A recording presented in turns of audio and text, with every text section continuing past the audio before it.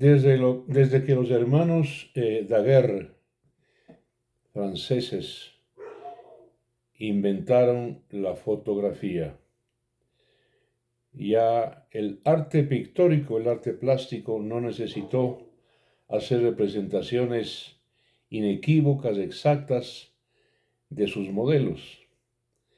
Y empezó el arte plástico, la pintura en este caso, a utilizar directamente la prerrogativa que tiene el observador de la abstracción, que conocemos con el nombre de arte moderno. En el arte moderno y en todas sus expresiones hay muchos disparates, sin ninguna duda, hay mucho abuso. Hay mucha gente que garabatea. Eso no es arte moderno, eso es simplemente una degradación del arte. Pero hay sin duda abstracción y de la buena. No voy a mencionar a pintores famosos, contemporáneos, como Salvador Dalí o como Pablo Picasso, que son los genios de la pintura abstractiva, que le permiten al observador crear en su propia imaginación el simbolismo. La pintura moderna es simbolista. Significa muchas cosas con un contenido y un contexto y una realidad de fondo. Es un arte que se aprecia directamente desde el cerebro humano, no desde la mecánica óptica del ojo, sino desde el cerebro humano. El arte al que me refiero necesita pensamiento, necesita proceso mental. Y así es en todo. Así es también en la caricatura. La caricatura es simbolista. No necesita de literatura, no necesita de textos. La caricatura con textos, con ayudas literarias, con mensajes escritos en palabras, es una caricatura mediocre. El buen caricaturista es fundamentalmente un muy buen dibujante, pero paralelamente es un hombre inteligente o una mujer inteligente y obviamente con una enorme capacidad de simbolismo y abstracción. Yo no veo caricaturas con literatura, porque eso es una falsificación. Adicionalmente, hoy en día, los garabatistas, inhábiles para el dibujo, se valen de la maravilla de la computación. Una computadora puede tomar una fotografía, por ejemplo, de Guillermo Lasso, una de Correa, de cualquier personaje público.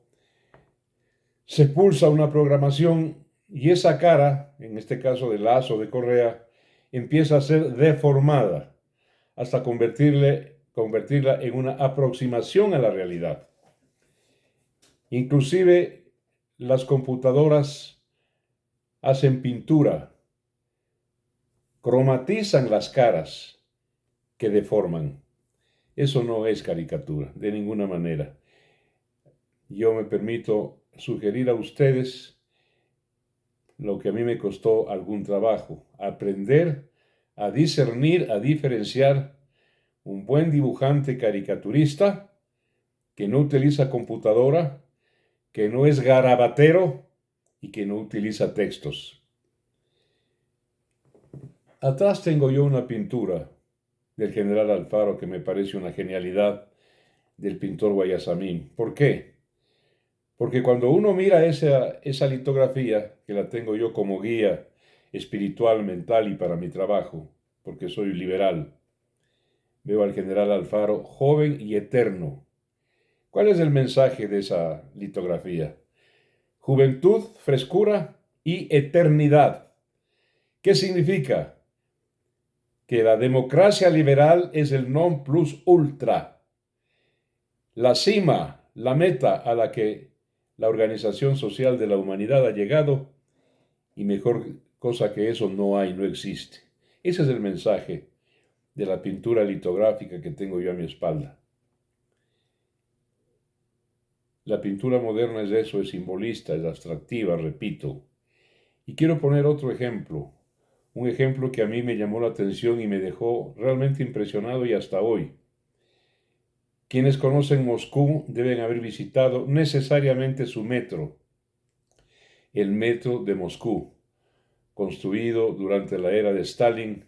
Lo único lindo de esa era es el metro de Moscú,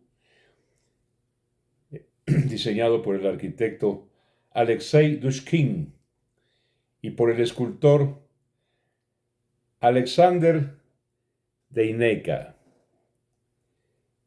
Son 78 esculturas de este artista, de este escultor. El metro mide 380 kilómetros. 380 kilómetros. Dicho sea de paso, fue construido en mayo, inaugurado de 1935, en la plena era estalinista. Tiene como 230 estaciones, cada una más linda que la otra, con nombres que evocan la cultura universal. Es un metro extraordinario, espectacular.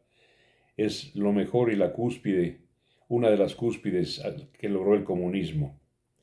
Así es. ¿Y a qué voy? Que el escultor de estas 18 obras de arte, esculturas obviamente, en donde se pintan esencialmente soldados y trabajadores, tiene una actitud de cuerpo inclinado, de cabeza baja. Es impresionante. Ahí hay un mensaje contra la esclavitud comunista. Claro, era una loa, un reconocimiento al obrero, al trabajador, para el cual Marx inventó el comunismo, el soldado que la defiende, pero unos y otros siempre con el lomo inclinado, con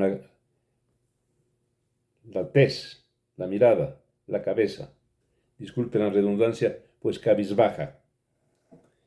¿Qué significaba eso? Y de vez en cuando se lee, por supuesto que en ruso, yo no sé hablar el ruso, pero son palabras que por incorporación cultural uno las tiene que aprender, ¿sí? Uno lee en cada trecho de estas esculturas la palabra inmusla, voskresenie, inmusla, voskresenie. Yo pregunté que qué significaba. Significa, ustedes necesitan resucitar. Era un mensaje al pueblo ruso, esclavizado, sojuzgado, reprimido, amenazado, ensangrentado por el fascismo de izquierda de Lenin, Stalin y los posteriores. Inmusla, broskesenie, necesitan resucitar. Dicho sea de paso, resucitar o resurrección tiene una linda palabra en griego que nos es propia ya en la lengua española, anastasia o anastasis, significa resurrección. Esto como dato al margen. Pero bueno, volviendo al arte moderno, a la pintura, que permite la elaboración mental, la interpretación, la abstracción, primero que no puede ser garabato, y segundo que no puede ni tiene que ser, ¿por qué? Literatura. Esa es una presentación pictórica mediocre, que por lo menos conmigo no va. Bueno, muchísimas gracias por permitirme compartir con ustedes este dato hoy en día. Muy amables. Buen fin de semana. Hasta el lunes.